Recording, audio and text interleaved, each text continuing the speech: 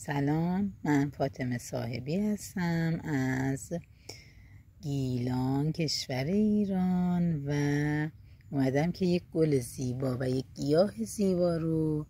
بهتون نشون بدم و معرفی کنم. همینطور که میبینید این یک مدل پیچکه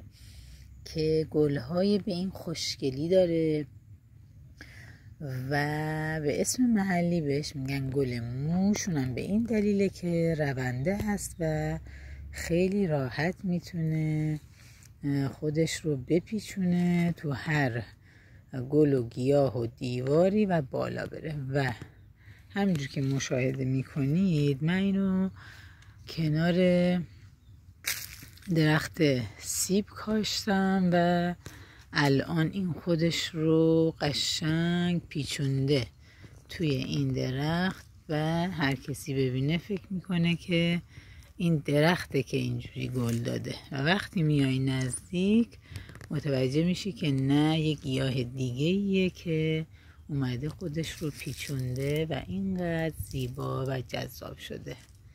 خیلی رنگ خوشگلی داره و